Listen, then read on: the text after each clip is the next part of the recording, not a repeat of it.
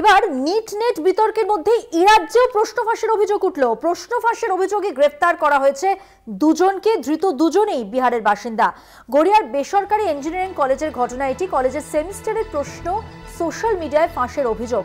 থানায় নালিশ জানায় কলেজ কর্তৃপক্ষ এবং এই দুজনকে গ্রেফতার করে নরেন্দ্রপুর থানার পুলিশ।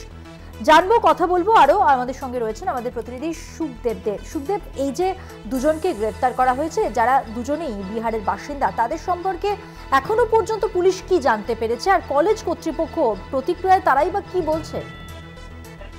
দেখো মধুবন্ধু, আমরা কলেজ কর্তৃপক্ষের সাথে কথা বলার চেষ্টা করেছি। যিনি অভিযোগ করেছেন তিনি আমাদের সাথে কোনো রকম কমিউনিকেশন করতে তারা রাজি নন। তারা যা বলার পুলিশকেই বলবেন। তবে গতকাল যে এই প্রশ্নপত্র যে ফাঁস হয়েছে সোশ্যাল মিডিয়ার মাধ্যমে, এই হোয়াটসঅ্যাপের মাধ্যমে এই প্রশ্নপত্র ফাঁস করে দেওয়ার যখন অভিযোগ ওঠে, তখন স্কুলের যে প্রিন্সিপাল, সেই প্রিন্সিপাল কিন্তু এই অভিযোগ পেয়েই সাথে সাথে নরেন্দ্রপুর থানাকে জানায়। নরেন্দ্রপুর থানার পুলিশ ঘটনাস্থলে এসে ওই যে দুই ছাত্র তাদেরকে গ্রেপ্তার করে। তবে এই যে দুই ছাত্র রয়েছে তারা কিন্তু বিহারের বাসিন্দা।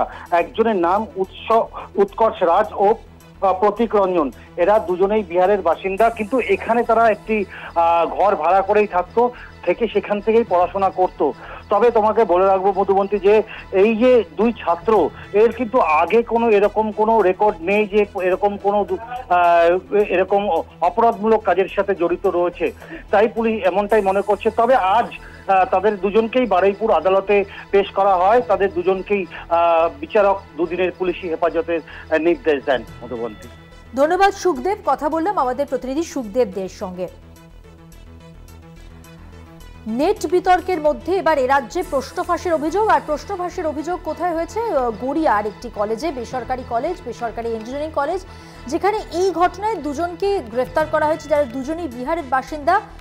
কলেজের সেমিস্টারের প্রশ্ন সোশ্যাল মিডিয়ায় ফাঁস করে দেয় এরা, এরকমই একটা অভিযোগ এসছে কলেজ কর্তৃপক্ষের তরফ থেকে, এবং নরেন্দ্রপুর থানার পুলিশ গোটা বিষয়টা খতিয়ে দেখছে।